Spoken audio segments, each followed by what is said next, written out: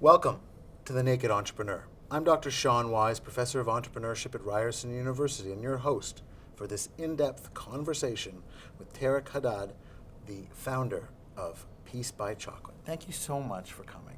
Thank you so much, Dr. Sean. It's been a pleasure. I want to start at the very beginning. How did your family get into the business of chocolate?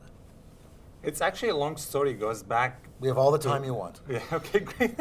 So it goes to 1986, basically. My father was graduated as a civil engineer from Damascus University. He went back home and he told my grandmother that he's no longer passionate about being a civil engineer. And the way that they described it to me after I was born is that he went to my grandmother's house. They had that conversation when he went very frustrated about the way he got into civil engineering where he didn't like it, because he felt that he would be following an academic path that tens of thousands, millions of students are following. The same information that everyone is getting from the school are going to apply in their life as, as engineers or as physicians or as lawyers. So he didn't really feel that he would make any impact or something different than the others. So they went the next day to my cousin's wedding. It was all by chance. And when they went back home, they started the conversation again when my father told my grandma that he felt something different when people were eating chocolate at the wedding. And that is, everyone who was eating chocolate was very happy. He said that chocolate is a product that changed the moods among the audience that attended that wedding. And he said that everyone was eating chocolate was happy. No one eats chocolate will be sad. That's his main idea. Now, was this some kind of special chocolate, or was this just regular chocolate? It's very special. And the way that this was happening, people in Syria usually learn so much about other cultures. Like the way it happens in the traditions into the communities, that if there is anyone going to do anything, he learns about how to do it in different ways. He learns how do the Turkish make their chocolate, how do the Americans eat their chocolate, the Europeans, all the Belgian chocolate. But the way my father did it back home is that when he learned about all of these chocolate companies and chocolate recipes from across the globe, he spent 3 months only reading recipes. He just learning about how to make chocolate. How is the best way really to create a tradition for the family, to create it and call it a Syrian chocolate where there was not really a Syrian chocolate there. And he came up actually with a very delicious recipe that everyone was eating chocolate was loving my father. Whenever he's on the street, he was giving away chocolate to the neighbors, to the friends, opening connections with everyone. And at that time, he was still at my grandmother's house, playing with chocolate in the home kitchen when he was kicking out my grandmother when she was cooking just to mix recipes of chocolate. Okay. It was at a time when my grandmother's patience actually ran out, so she kicked my father out of the house. And then he had to rent a small tiny shop in downtown Damascus, where it was really the first incubator for the business. And it's been growing and growing and growing. So that little shop in Damascus with only handmade chocolate, then my father bought the first machine. And that's the way when my father fell in love with my mother when he gave her the first piece of chocolate. And they got married, and then I was born. That's exactly the way how my father originally started it, where no one of my ancestors, no one of my grandfathers or from the family really thought about it. Everyone in the family was doing the easy path that I call, which is the academic thing, which is going and doing the things that either you love into the university, study to be a physician or an engineer or a lawyer or a teacher or whatever, or just be like your father. My father didn't like that. My father said that I don't want to be like my father, even though my grandfather was in the working for the government. He was a great advocate for the government, but he said that he really doesn't like that. And that's exactly the essence of the entrepreneurship in the family, that my father just realized it is very important. If he wanted to create a different path for the family, he had to take that decision to get away of his years that spent at the university with civil engineering and turn into something that has actually impacted the whole family for generations to come. And we felt that. Even when I was born, my family were just fighting about about my future. That's how it goes. If you are born in Syria, your father and your mother will be fighting on two things. First is your name, because your father will be trying to call you something that reflects his father, he was a grandfather, and then if you are the first son. And then your mother will be also trying to call you on her father and her grandfather. So that's the first thing they were fighting on. Who won in that fight, by the way? Who My were you mom. named for? Your My mom. mom, yeah. Good to know. And the second thing, my mom also won it, which is my future profession or career, which actually my father and my mother, they were just always trying to get me into the family mood of entrepreneurship. But my mother was more into making me, as 99% of the Syrian mothers, where if you are born in Syria, 99% of the mothers want their children to become physicians. Why? I don't know why, actually. They want free healthcare? What's the no, motivation but there? the thing is that physicians, they have a high rank into the society. Everyone respects them. Everyone seeks their help. Everyone seeks their advice because they are very wise people. Because they But your father built up quite a business, quite a respectful business. It wasn't that. It was how- at the time. So how big did it get? Let's just put a little context in this. For the chocolate factory, it was the second largest chocolate factory in the Middle East. That was in 2002, when my father opened the large chocolate factory. When I was born, the business was still in the A small early shop, stages. Yeah, early stages. So even though my family believed in the success of the business, but no one really knew what would happen in the future. No one really just took it as a successful example yet, right? So what was that like growing up with everyone else's fathers wanting to be doctors and yours making chocolate? What did you learn growing up in an entrepreneurial household? It was very interesting, actually, to be in such a house. But at the same time, it's more than the entrepreneurial family, more than my close family. I learned a lot from my bigger family. My bigger family, where we were living in a building of 10 floors. And these 10 floors were 60 members of my family. My grandmother's was on the first floor. We were on the second. My uncles, my aunts, my cousins. And that was very neat. That was like on the ancient Damascene style kind of thing. And at the end of every week on a Saturday, you will have to be there to get the supper with 60 members of your family in your grandmother's house. There was a giant table that will fit 60 members. 6-0. 6-0. That's a big table. It is. So you will have to be there to get the supper with everyone. And if you are not there, your grandmother will kick you out of the building. You will not be part of the family anymore. So you have no excuse to miss any supper with your family on a Saturday evening. That's exactly the way how I live my entire life since I was born. The sense of family, the sense of community, the sense of safety and security and peace, and the support that I got from my cousins, from my uncles, from my aunts, the laughs, the jokes, the challenges, the cries, the tears, all of these, we share them together. And that's really part of the thing that will be blended into your personality for years to come. That's something that you would not forget, and that's something that would have an effect into your personality forever. And because I was raised in that type of community, in that type of family, I've been always thinking that I was in my comfort zone. It had a positive impact, it had a negative impact. The positive impact is like 99% of it. The negative impact is that I was always living in a zone where I know at the end of the day that if I had any troubles, any challenges, I have to turn to my family to solve them. I didn't spend any effort solving any of my problems in my life, which was actually a real problem at the end. I just discovered that I should not have really relied so much, depended so much on my father, on my family, because at the end of the day, I found myself isolated some of the days that I couldn't find anyone really to turn to. That was when we lost everything after the war. So, but coming back to my close family of the entrepreneurial family, where my father really has planted that love of creation, love of innovation, love of being something new, being something different.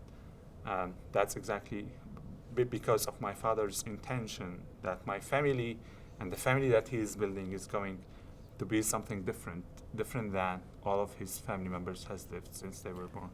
And yet, instead of the family business, you decide to be a rebel and become a cardiac surgeon. Right. And as a rebel, you decided to go to medical school. Right. How does one go from one to the other? Were you rebelling in your own way to say, no, I won't be an entrepreneur, Dad. I'm going to go back and do the thing that people wanted you to do in the first place? Right. Well, my father came to the fact that he basically just told me when I was growing up and when I got to med school, he said to me that I would support you to become whatever you want to be. He said, whatever you want to be, whether you want to be an entrepreneur, you can get out of the med school and I will help you set up your startup. Whether you will continue med school, I will help you to become the most successful surgeon and doctor in the country. And I really felt at that time that I had the responsibility when I was given that choice. Because it's at the end of the day, right, I can't really disappoint my father, I can't disappoint my family. And I started really working extra hard just to prove to them that I am in medicine, not because my mother told me, when I was born, exactly, to be a doctor, but because I really felt that I was correlating very interestingly between chocolate and medicine, by the way. Even though there has been nothing really very clear about this correlation, the way I was doing it, medicine is the most, the noblest profession on earth, where even though it's very practical, it's very classic profession, but it's always aiming to diminish the pain of the humanity. That's the main goal of medicine in the first place. Although that was your father's goal too. After the wedding, he realized that chocolate diminishes pain. Exactly. So that's exactly my point. You got it. Chocolate is the product of happiness, and medicine always seek to diminish pain. They come to the point where there is connection. So that's exactly how I was building it, and it was very interesting that I got massive support of my family after I got into med school.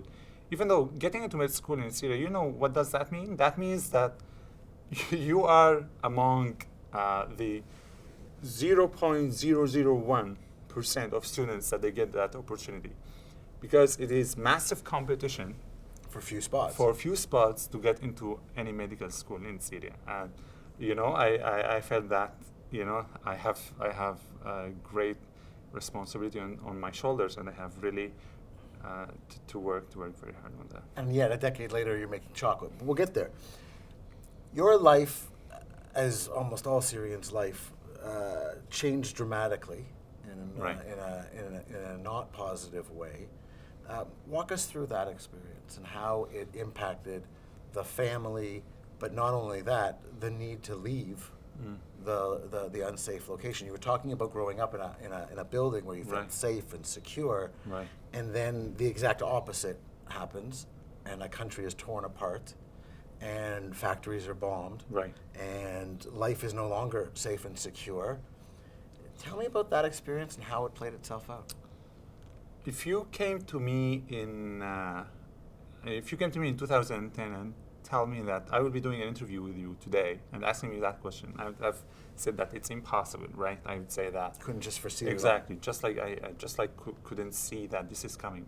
No one actually in Syria has even imagined that the war would really burn the whole country in a blink of an eye and we will lose our lives. It started actually gradually in 2011. Then in 2012, when it turned into a massive, violent conflict, that really when the mass killing started to happen.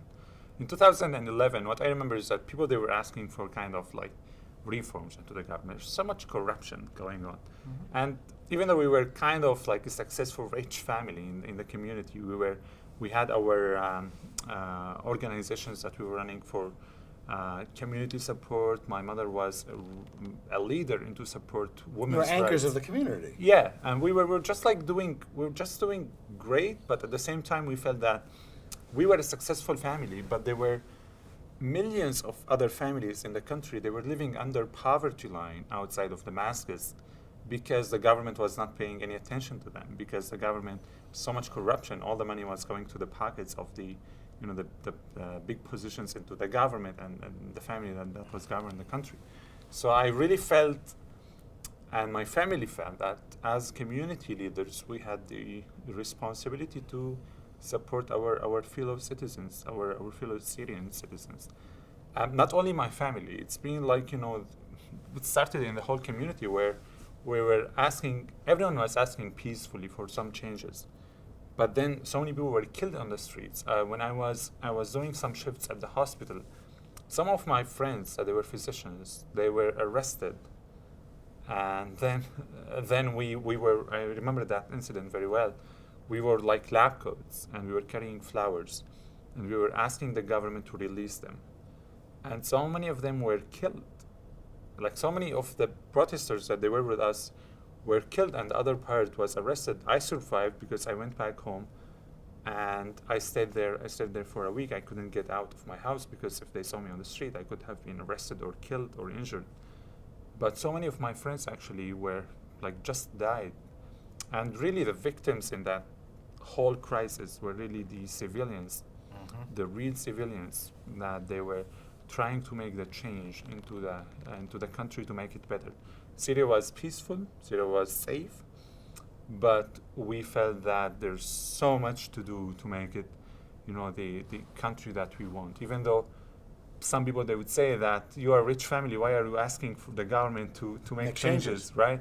Like you are a successful family, so why do you care about other citizens? There's other people. Yeah, and some, like, it's awful. It's awful sometimes when people, they don't care about the others, right? Like, because my family was raised to be humanistic first, to be caring, right? To be embracing, to be supportive.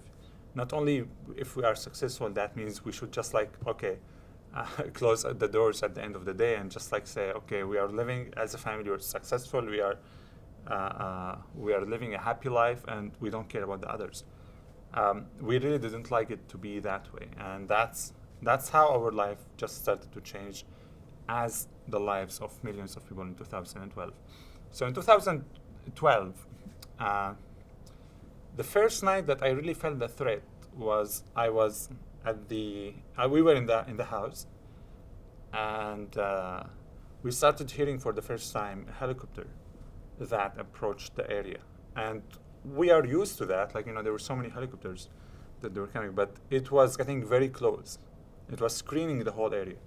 And at that time we realized that the rebels started to come to the area. I asked my family to just go to sleep. It's going to be a peaceful night as usual. But then my father said, no, it's going to become dangerous. After only 10 minutes of that conversation between me and my father and the family, we started hearing explosions around the building. So my cousins and my uncles, they all came down. They didn't use the elevator. They're on the 10th floor of the family building. They didn't use the elevator at that time because they felt it's really dangerous to get stuck there. So they ran on the stairs. I heard that everyone was on the stairs going down to the basement. And we rushed to the basement, basically. All the family, all the kids, all the children. Everyone was there, and we were stuck in a room in the basement because we didn't know that this is coming. So the only room we had in the basement was a room that can fit only 10 people. Like, we didn't have enough space for all of my family. How can you imagine that a room that can fit only 10 people in the basement, we were stuck into it? The 60 members, somewhere on the ground, somewhere just laying on the walls. That was really the most, I would say, the most tense night in my entire life. I was just thinking, how are we going to survive? How can we get food? How can we get medicines? How can we get water? And we were just hearing explosions around the whole building. What really increased that threat is that the power went out. We didn't have anything to survive on. And we knew that if anyone went out to the first floor or second floor just to get anything for the kids, or any clothing or anything, any blankets, he would be shot by the snipers. We spent there 5 nights. 5 nights in a room for 10 with 60 family members. Where some of my cousins had the courage actually just to bring them some water to survive on, and just basics of the food that were just thrown away in the basement. And then the sixth day, I said to my family, we can't really stay here more. It's the time to leave, because at any point of time, we survived 5 nights here, but the explosions didn't stop around us for 5 days. And at any point of time, the whole building will collapse on our heads. So I don't want to die in the basement of the house. Let's go out and see what happens. And When you went out after that 5-day period, what did you see? we went out at 6 a.m. when we just like,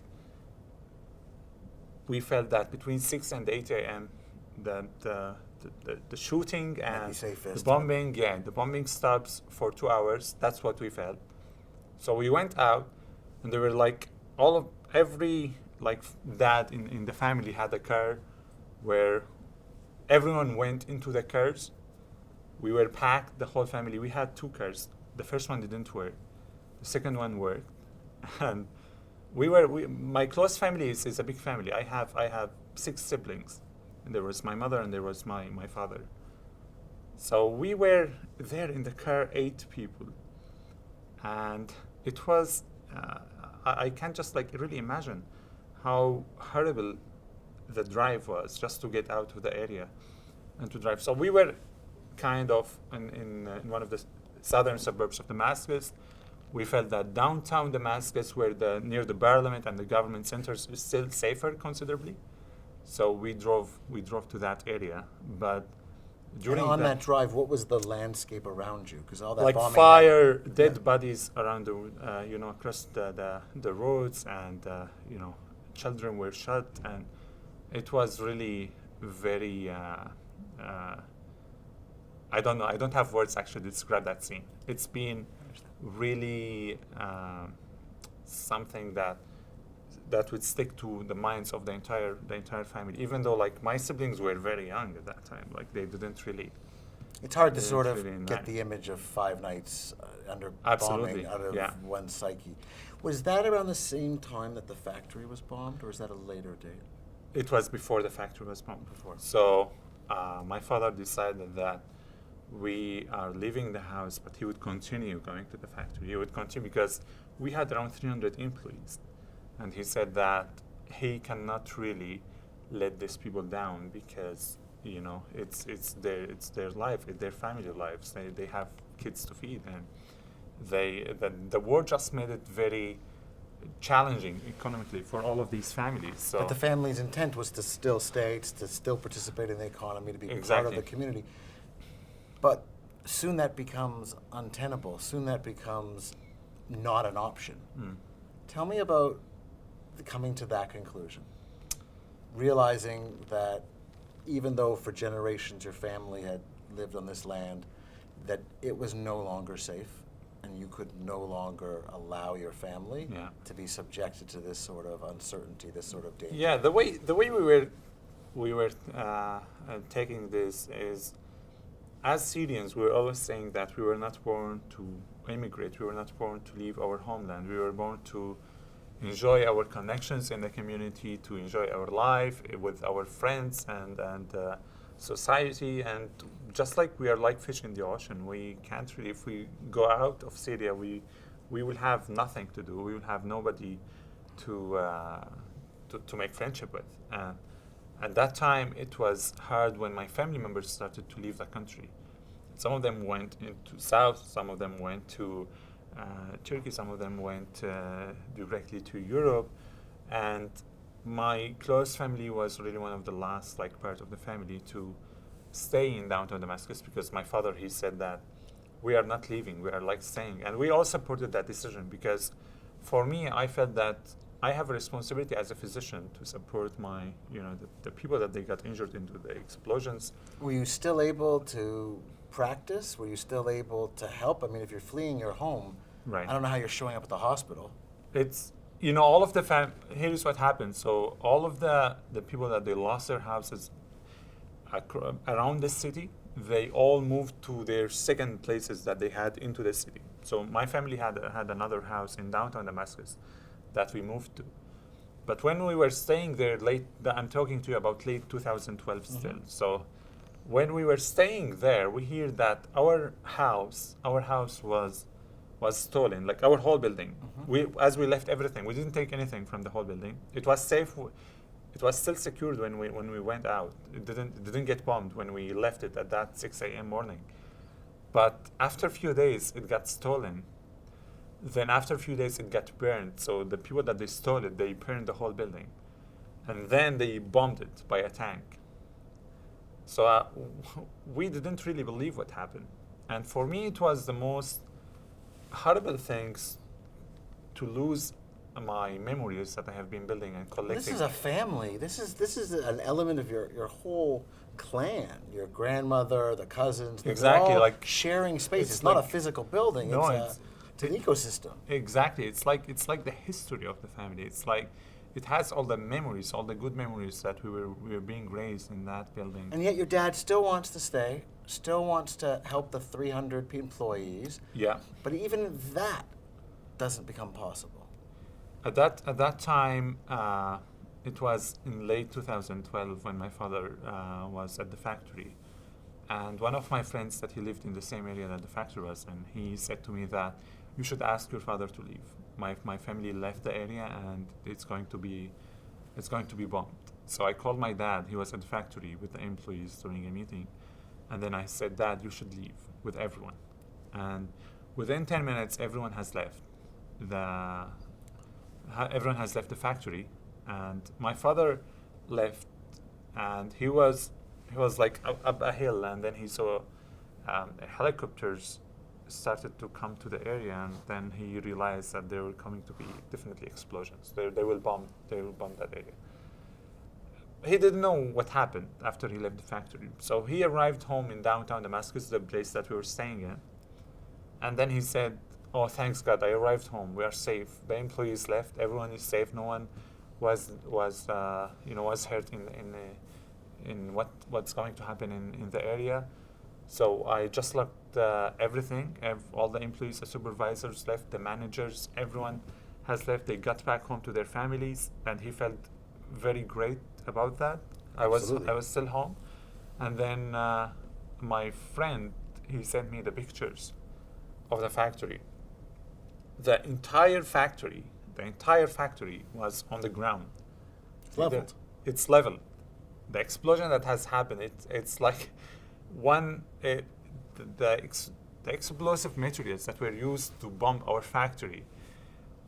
I don't know what did we do to these, people in the regime or in the military just to bomb the factory that hired 300 people, that it was contributing massively to the whole area, and there were thousands of distribution networks across the region that they were relying on the production that was happening there.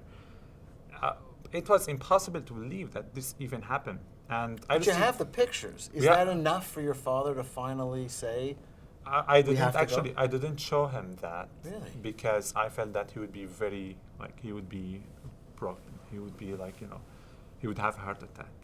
So I still waited for a few days, and then I started, pass this information to him gradually. But then I didn't do that. It was my mistake. But then he received the pictures from his friend, and then he realized that everything has gone. And at that time, I still convinced my family that we lost the factory, we lost the house, but we can still stay in downtown Damascus. It's still safe, and it's our place, it's our house, and we can still, my siblings can go to different schools. My father can start any type of business or can do anything. That the mentality that we're thinking. I understand exactly what you're talking about. Yeah, we're just thinking it is. Because it's so unbelievable that this could be happening. Exactly, and I just felt, because my father was on the edge of the final break. Do you know what I mean? Like he was almost last straw. Yeah, the last straw, exactly. I felt that if we left the country, that would be the end for him. But yet you did leave the country. So we did leave the country after. What led to that? After I came back one day, it was March 2013. I came back from one of the sessions that I was having there, and I saw my brother beside the car. We were talking about how did the day at the school went. And then after a few minutes, a mortar rocket hit near me and my brother. A mortar rocket Mortar. hit the two of you sitting outside of the second home in That's right, downtown yeah. Damascus, in where it was just like supposed to be this- safe. Exactly, the sidewalk. And it was, you couldn't see anything in the air. And from the explosion, that was the nearest explosion that happened to me and my brother, even though we were in Yeah. a very dangerous situation before. But then the horrible thing that was at that time is that my brother, he couldn't move his hand. He couldn't just move at all. And the only thing I was hearing is that my mother was on the balcony screaming with our names. She didn't see us because of the smoke, the rubble, explosion, yeah. because of the smoke. And I couldn't even reply to her. I didn't know what's happening. I didn't know what happened. I was just like in shock. I just realized that I'm alive. And then I saw my brother opening his eyes. I carried him. We rushed into the house. And then I told my family, that's it. We can't just stay longer. I can't really afford to lose anyone else. And that was after days of losing my cousin in when one of the soldiers just like shot him in his head. So these days actually we're just like thinking it is really the time to leave. It's not time. That's what I said exactly that day to my father and my mother said, it's not time to do medicine. It's not time to do business. It is time to survive. So the next day, exactly the next morning, we packed the small things that we could take with us. And then we left, we headed to the Lebanese borders Okay. in the car. And we knew that it's going to be, we felt it's going to be a short time until we come back, because I know, there is no war that will last forever. The First World War ended, the Second World War ended, right? What's going to be longer? And I just like thought that it's going to be a short-term struggle until we come back to the country to rebuild what has been destroyed. So the plan was to be in Lebanon or a related country for a short Exactly, period. for a short period, then come return. back. But yet you end up in Nova Scotia, small town Nova Scotia. Yeah, can you just imagine? I how can't this- imagine you can't any of just- this. No one actually can imagine, just like leaving from Damascus, ending up in Nova Scotia. The province that I couldn't even, if you pointed on the map, I would say, where is that, right? Like, it's been really interesting how the... Well, I heard you once said family- that most newcomers to the country, it's MTV. Right, you hear Right? that? I had Yeah. to think about it. So they only know Montreal, Toronto, and Vancouver. That's right. So they don't realize there's other towns or cities, No, just those three no. places. Yeah. So how did you end up in Nova Scotia? That's a big question. You just skipped the entire period in Lebanon. But that whole 3 years in Lebanon were really interesting. But at the end of these 3 years, when it was the time for my family started thinking about leaving to another country, because we couldn't go back home to Syria. We can't start our lives in Lebanon because... And Lebanon had allowed you to cross the border. There was no refugee camp. They allowed free travel. At the time. At that time, yes. But at the end of the day, there were 2 million Syrians that arrived in Lebanon within 2 years. And the whole Lebanese population are 4 million. Half of the population in Lebanon Is not Syrian. arrived within like only 2 years. Imagine Canada is 35 million. Imagine 80 million Americans are crossing the borders. Now I don't want to imagine that. I really don't. But So it was really hard pressure on Lebanon, the Lebanese people. So we said that we can't go back to our homeland, but now we had the opportunity to travel to another country. did you choose Canada or did Canada choose you? How does that process work? I applied to go to different countries, Okay. and my family started thinking to go as hundreds of thousands, millions of Syrians that they went to Europe. You read in Germany when people arrived there, they were crossing the Mediterranean, arriving in Greece, then just like continue walking till they arrive, whether in Sweden, whether in Germany, yeah. whether in the UK. But my family were thinking to do that. What happened, what changed their mind is that one of my cousins, she was with her kids in the first days where people started dealing with smugglers to go from Turkey to Greece. And she was texting me in the summer of 2015. No, sorry, it was at the beginning of 2015. And she was telling me that she's on the boat. And she decided just to go with her kids to Greece. She was with 55 people on that boat. And the boat was a tiny thing. It can't just handle these numbers. Uh-huh. And she said that she's very afraid that she took that decision. After I said to her, you should text me every 15 minutes so I would know that you are fine. She was texting me after every 15 minutes, but after an hour, I lost the connection with her. And I know that the road, just like, because the boat will go into corrugated way, it will take them 3 to 4 hours to arrive in Greece. And I lost the connection with her. And I couldn't sleep that night. I was just like telling her, I was sending messages to her with no replies. And then I just heard from friends that a boat with 55 people drowned in the Mediterranean because the engine stopped. And actually there was no possible way for rescue. So everyone on the boat died. So Halima, who is my cousin, she died in the Mediterranean in 2015 with her 3 kids. And I was really afraid for my family at that time. I was just like feeling my siblings could have been there. And I was just like, the picture of my siblings on a boat going to Europe and with my parents didn't leave my mind. I tried every possible way, and at that time I was with the volunteering with the UNHCR and volunteering with the World Health Organization. I got to know some connections at some embassies in Lebanon, in Beirut. And one of them was the Canadian embassy, when I knew that there was a program to apply to come to Canada as continue my studies. That's how I applied. There is a program called WUSC. Have you heard about WUSC? I haven't heard the WUSC. WUSC is the World University Services of Canada. Okay. And those people actually give scholarships for people, for youth, people that they lost their lives into their homelands. They want to come to Canada to study at the universities. So they give them scholarships, basically. What were you going to study? You were already a medical doctor. Right, but there is no other way for me, actually, other than coming back to study as in the university and then go back to medicine, right? Okay. I applied, and they told me at that time that it's not possible for me to come, right? It's really, they were looking for people at the early stages that they are almost finishing high school, and it's really hard for me to be on that wave of students that they're bringing. What happened is, after they declined my request in early 2015, a month after, I received a call from the embassy. And I was just almost finishing a meeting. When my phone rang, he said in Arabic, because I didn't speak really well English at that time, so I was speaking Arabic. He told me that, Tareq? I said, yes. He said, Tareq, I just got your application from WUSC. I'm the immigration officer at the Canadian Embassy in Beirut. And he said that your application is excellent, man. I said, I spent actually a day long just preparing in the application at that time, telling them what my family will do in Canada, what did we do in Syria, our ambitions. He said, well, man, you are invited with your family for a private sponsorship and a private mission from the embassy in Lebanon to go to Canada, because we know that you and your family are going to be very successful there, and we want to give you that opportunity that we only are giving to 3 families to travel at that time. And at that time, I thought it's a scam, so I hung up on the phone. You hung up on the immigration officer. The Canadian immigration officer. He probably said, I'm sorry. Yeah.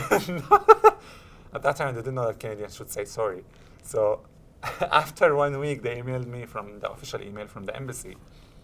And they said that that's a genuine request, that's a genuine offer from the embassy, and I am offered to travel to Canada with my family. Did you know anything about Canadian life? Did you have any understanding, or was it just anything is better than the alternatives? There is a short story I should tell you. Please. In 2008, in Damascus, I was going out. I was using the public transportation, so I was on the bus, and there was a man who jumped on the bus, and he looked very scared, like he was looking around and didn't speak to anyone. Usually, anyone goes on the bus, he would say to the driver, like, hello, salam alaikum, or whatever. Yeah. But he didn't say anything. He looked very scared, and he came. There was a seat beside me. He sat beside me. At that time, my English was very broken. I didn't know actually what was going on. He was carrying English books. Okay. And then I started the conversation with him. I said, is there anything I can help you with? In Arabic. He didn't reply. Then I knew that he doesn't speak Arabic. And then in Damascus, at that time, the country was in huge tensions with the United States. And everyone that was speaking English on the roads, he was almost considered a threat to the country. He was considered a spy to the United States. So I was trying to talk to him in a very, actually, Faith was just like said, is there anything I can help you with? And then he said to me that, just realized that he was Canadian. He lost his passport. He lost his paper. He couldn't reach the embassy. He was trying to find them. He lost them at the public garden park in Damascus, and he was really afraid. He was just afraid to cross 15 minutes in the bus to the embassy and to tell them what happened or to use any public phone. So what happened is he went with me to our house. He stayed with us for 10 days until my friends and I were just like, I called my friends, they were coming to help to find his passport and his papers that he lost. And then after 10 days, he was sleeping with us in the house. He was sleeping in one of the rooms in my grandmother's house. And then I realized that he was a man from a town in British Columbia. I forgot actually its name. And he was always telling me about Canada, what does it mean to be Canadian, and how this country was formed. It's very interesting. And he was there to do like photo shooting about the Eastern culture, about how do people live in Syria and the whole of Middle East. After 10 days, he knew exactly, like we hosted him there. But I had never thought that I would travel to Canada. He was telling me everything about Canada. Mm-hmm. Imagine like that indication that happened 10 years ago. That was the only that was context the only exactly the only thing that happened. The only time that I heard about really the Canadian culture, the Canadian people, that I met really a Canadian person until I met the Canadian people at the embassy. But at that time, I heard all about like Canada, and he was sending my entire family. So he joined us on one of the suburbs on a Saturday. And he was telling me, and then I was trying to translate, he was telling me that Canada is a country where you should avoid visiting between October and April. Just stay away. Snow. Yeah, like stay away, right? It's the best country to visit May to September. It's beautiful, it's great, but don't try to step in this month. And we were laughing, like, saying, okay, why should we go to Canada? It's like 8,000 kilometers away. Yeah, and if it's going to be bad 6 months of the year, what am I doing? Exactly, so what I'm going to do there. So we were laughing, actually. We took it as, like, we were just, like, making jokes about Canada at that time. But, like, 7 years later... 7 years later, we you're found invited Canada to move, yeah. And that's the only reference you have. So do you just take a leap of faith? Canada opened the doors for us when other countries closed them in our face. And that offer that I got from the embassy, I stick to it actually with my teeth. I said, I can't lose that offer. We will make it happen.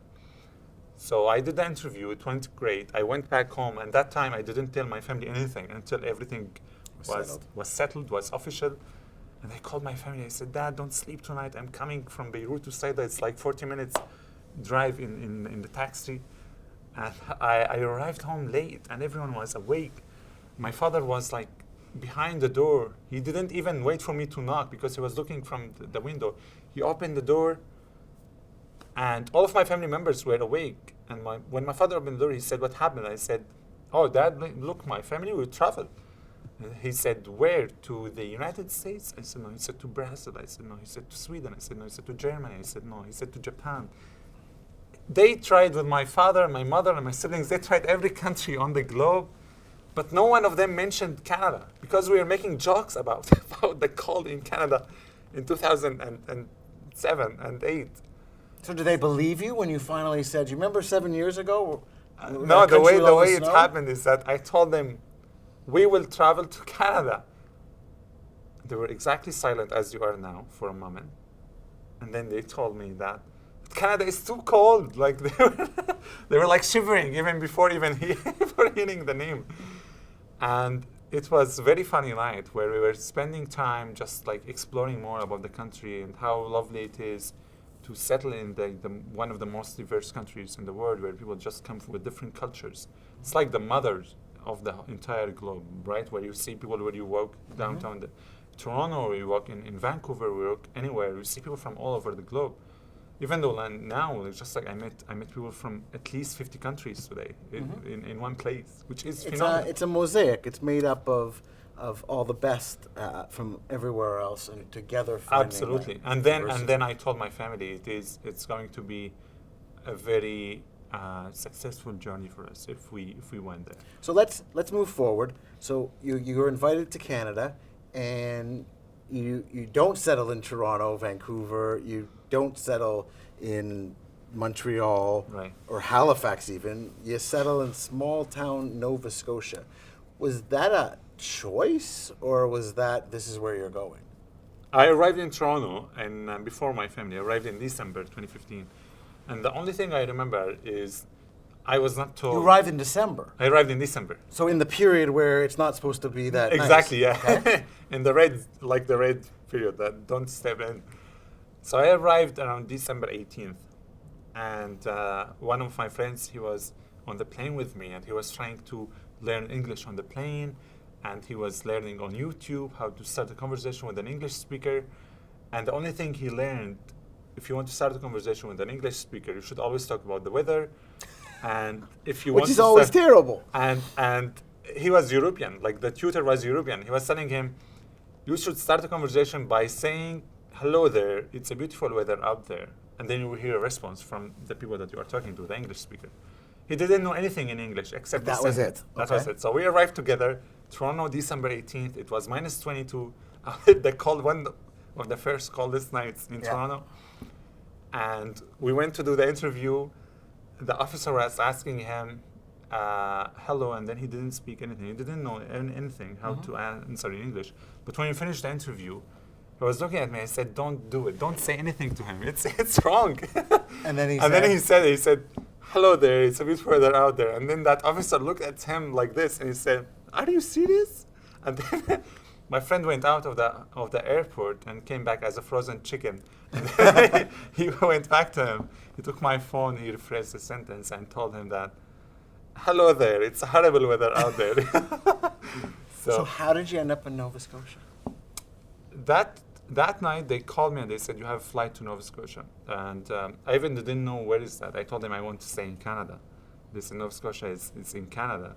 I arrived the next day in Halifax airport. And then I at that time still I didn't know what's happening. I thought that I'm kidnapped. Yeah. So I arrived in Halifax. I was going down the stairs. And when I was going down the stairs in Halifax airport, I was looking up from the windows, and I was seeing a group, they were waiting. And I was the last one who landed from the airplane. So when I was going down the stairs, I saw this group, and they were carrying signs in Arabic and in English. And they were saying, welcome to Canada, Tareq. And they were with the flags, with flowers, people, there were smiles. And like 30 people, they were there. Almost 30 people were there at that night. And they were just like blocking. You know Halifax Airport. They were just like almost blocking. Yeah, there's only like the whole two gates, so yeah, it's not like that they were big. just like, no, it's almost, it's 20 gates. But I mean, they were blocking the whole area in the reception. And when I was there, I arrived there and they said, are you Tareq? They didn't know even my picture. They didn't get any picture of me. And said, yes, but I'm sure that I'm not Tareq that you're looking for. I said, oh my God, that name is very famous in Canada. Everyone is called Everyone must Tareq. be Yeah. Tareq. Then he said, no, we are sure that you are Tareq that you are looking for. I said, I don't know you guys. Who are you? And they said, we came from a town called Antigonish. I said, Antigo what? And they said, Antigonish. And I was very surprised. I have never heard of this town. And then I realized that they started talking to me about what is this town about. It's like 2 hours northeast than from Halifax. This group is a community leadership group that they did fundraising to bring a Syrian family that they don't know, to apply for the government to bring any Syrian family. They didn't know anything about us. So let me ask you, you're driving in the car, it's 2.5 hours. You, a moment ago, thought you were kidnapped. Now people are telling you that sight unseen, they've raised money to help you to start again. What's going through your mind? Like, how does that feel? They were actually a mix of feelings. They were a mix of emotions. I was just like, it was the moment of my life when I realized that these people did such a noble thing to bring human beings that they don't know just because they knew that they needed to help after seeing the picture of Alan Kurdi on the shore, on the Turkish shores, after he washed up on the Turkish shores.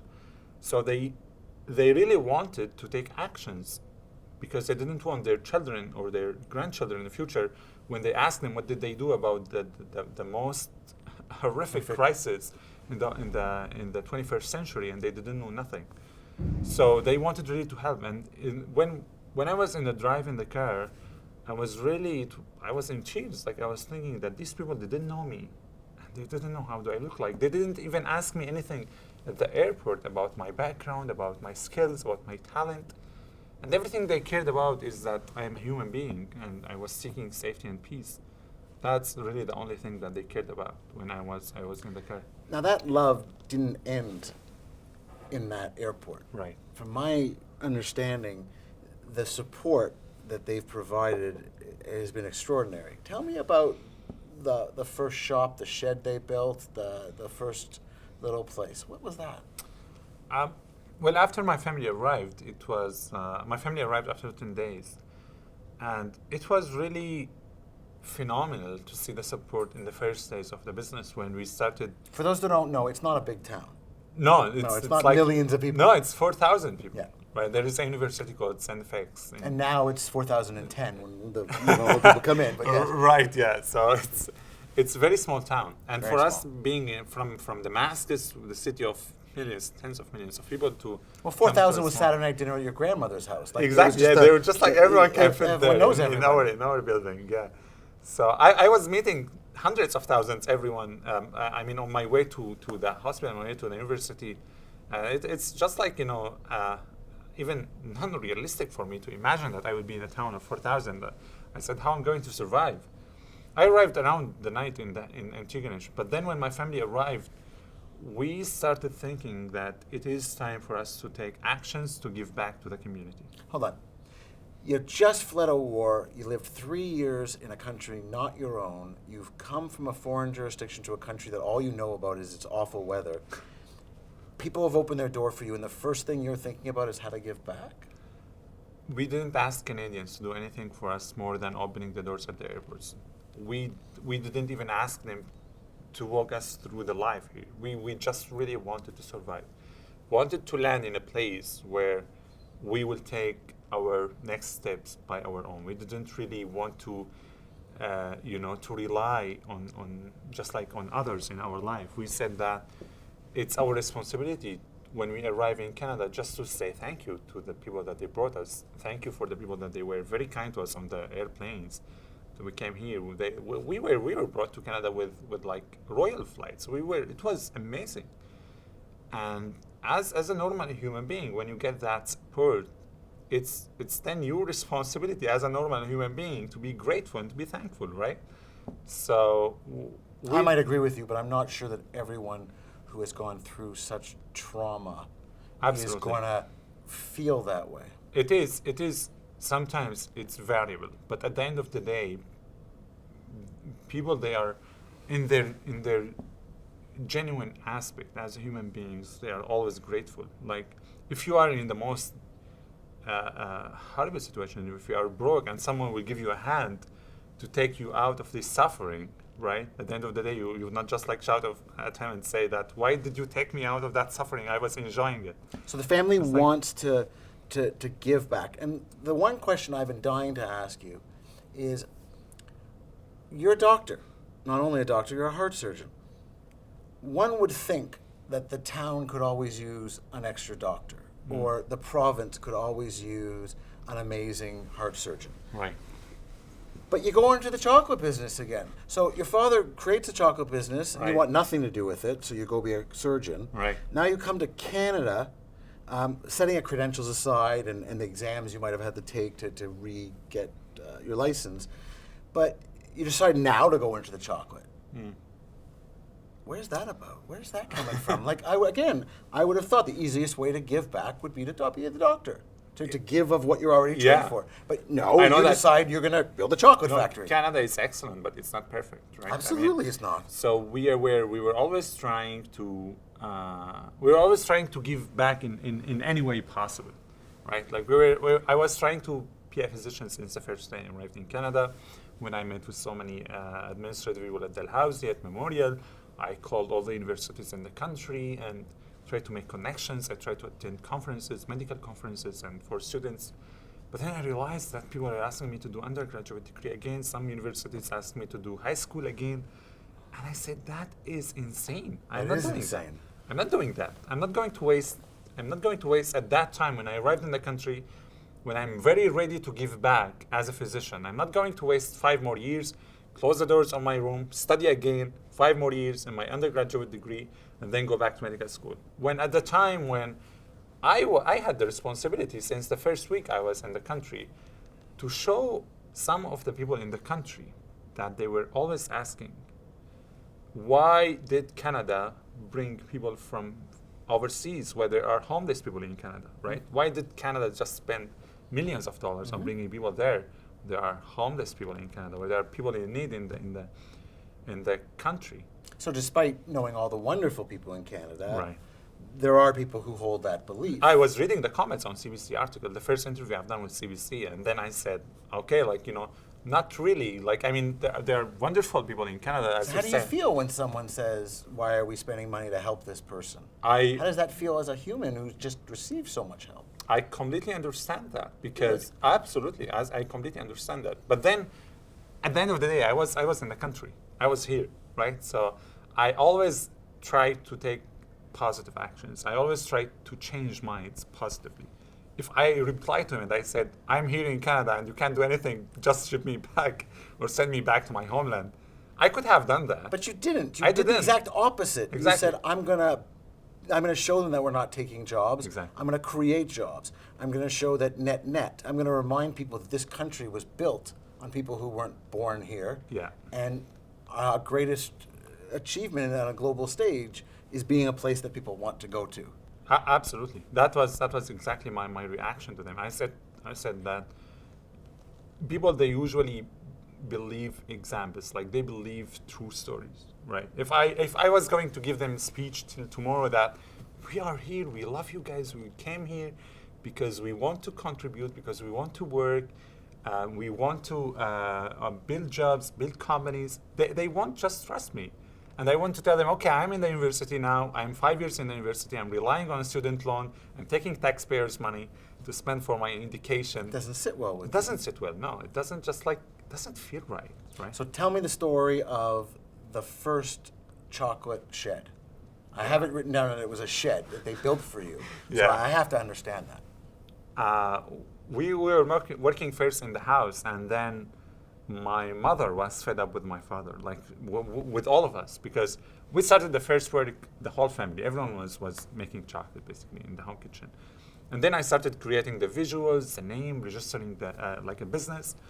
And then I felt it is really the time to get out of the house. And the only space that we got as a startup is that in the Syrian mindset is that you grow as much as you can afford. Don't just like grow too fast, because you will Grow be- into your shell. You exactly, grow into the spaces. Exactly. Yeah. Growing to the space that you can really afford. If you are broken, you can rebuild it, right? In the first place. That's how my father's mentality was in Syria, and that's how we really were just like in the environment we were living in. So I asked the community if there is any way we can build a tiny factory beside our house. And we were lucky to be in like one of the main streets in Antigonish. Where Antigonish is only 2 streets. We were One the main street, one's the other street. Yeah. Right. So not a big town. we're like on really a main street that it's very easy to get to near the hospital. And the whole community came to us and they said, well, listen, we can build. And there was actually a friend I should mention. His name is Frank Galland. Frank was the person, the behind the scenes person. The one that was always with us. He was a friend. He became a friend of the whole family. He is a business counselor, and he's a leadership coach. And then he started really thinking with us about what we can do, how we can build that beside the house.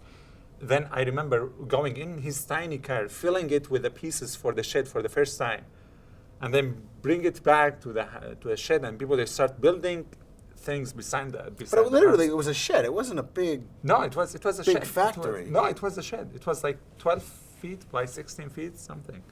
And that little shed took work for 2 months, like from carpenters, from electricians, from plumbers, and some stores in the town donated the construction materials. Some people, they were just like doing the registration in the town, because we are in a residential area, we can't sell from there. We made we got like exceptions because it's at the end of the road. It was really the best 2 months in my entire life when I was seeing people just like coming together to help build a factory for a business that they don't know if it will succeed or not. They were spending their time after they get tired to their house. 6 p.m. they were coming, staying till midnight, working on building a shed for us. Like, when you think about it, it is, what can be really nobler than that? What can be more humanistic than that? What can be more supportive? And what can be more believing in our story and in our message of building peace through every piece of chocolate that we were making? That's exactly. And that's become the mantra, the driving vision, peace through chocolate. And you've taken it, you've grown it, you've repaid the town with jobs and positivity and citizenship. Why do you think so many immigrants, so many newcomers come to Canada and choose or have chosen for them the role of entrepreneur? What's the correlation? Usually, I know exactly what you mean. I mean, these newcomers or immigrants, the highest majority of them, they don't really work in the same fields. Some of them, they don't work in the fields that they were working in, or even some of them, they changed the way that they were working in their homelands, in building like different models of businesses in Canada. And the way for that, and the reason for that, as a newcomer, you are coming from out of the box, right? So you are screening that see with entire, fresh exactly, eyes, the fresh whole set of thing. eyes. You're seeing what is missing. While if I'm in Damascus living my entire life there, it's hard for me really to believe that there is something missing into the community. What should I build there? What is really, where are the gaps, right? So the newcomer comes with eyes wide open, with fresh perspectives. Absolutely, and there is a reason also for that, because they want to prove themselves, right? And there is a positive reason for that, which is they are motivated. They want to translate their skills. They want to translate their experiences. They do like a screening of the whole community, the whole area, wherever they want to stay. But there is also sometimes, it's not our case, but I'm telling you the other case of immigrants. Sometimes they feel that they are forcibly asked to prove themselves. Okay. If they don't prove themselves, they'll be asked to leave, right? Okay. And they feel that their ship's pack were burned. There's no way back home. Mm-hmm. So they have to work hard. They don't have to. They nowhere should to not go sleep. back. Exactly. They should not sleep, or they will be asked. They will be kicked out of the country, right? Because they will be thinking that there is a population. There are taxpayers who will be asking them, why did you come here and you are not working, right? You're not contributing. You're taking away. Yeah. We are working. We are paying taxes to make roads, to pay for the schools and for the healthcare. And you just came from far away, and now we are paying on you, and now you are relying on welfare or government subsidies. So the That's fresh a nightmare. eyes, Exactly. the feeling of responsibility, Exactly. these things all combine to make entrepreneurs Exactly. and newcomers correlate. We have to wrap up, but I have to ask you, you are an entrepreneurial success. You're going to continue to be successful. We are continuing to open our doors to people from all over the world. What advice do you have for the next generation of newcomers? At the end, I would say they should always believe that Canada is not like other countries. I was in London, UK last week, and I got so much aspect from how Europeans usually deal with it. And I know that Canada is different from our southern neighbor right now, right? It is Very one of the best countries at this moment just to start up businesses and to come here to rebuild a life. And at the end of the day, you should always be thankful and grateful for the opportunity. There are always ways to complain about the type of life, but then just think about how millions of people across the world, they are just like thinking and dreaming about coming to Canada every day. Even with the snow. Even with the snow. weather. Even with whatever is happening. But the quality of life, the way that things are organized, this country is really leading the world right now. It's one of the G7 But I say it's the G1, right? Like it's really the best country for me on earth right now because I've traveled so much. And I believe that these newcomers definitely should be always grateful, should take their own ideas and drive them into reality. And at the end, they are not asked to stay in one place. They are not trees. They don't have roots. Mm-hmm. They have legs. Mm-hmm. They can move wherever they want. It's the second largest country in the world. Mm-hmm. There is opportunity for everyone. And maybe the first year can be hard. Maybe the first 5 years can be hard on them. But then their kids will be in schools. Their kids will be in universities. They will start a fresh life here. And they will definitely find a place for themselves. When we arrived in Canada, we had no idea that our chocolate will be in space. Our chocolate was with NASA. Yes, I read that. You That was saw unbelievable. And I saw the chocolate we were making in Antigonish with the astronauts in NASA floating in zero gravity. Something we were making in Antigonish. We have never dreamed about that. We have never dreamed that we'd be chosen by Google, one of the giant empires in technologies, to be the hero case in the entire of Canada. It is unbelievable where your passion can take you. It's unbelievable where your perseverance and determination can take you. But at the end, it is not a bad day, it's a bad moment that you're having sometimes. And there is a great quote that I usually finish with. Please. No one can go back and start a new beginning, but everyone can start today and make a new ending. Wow. That's it. And that's where we're going to have to end it. Thank you Right. so much for sharing. I'm so grateful Thank for you, you to Sean. come in. You've been watching The Naked Entrepreneur. I'm Dr. Sean Wise, and we'll see you next time.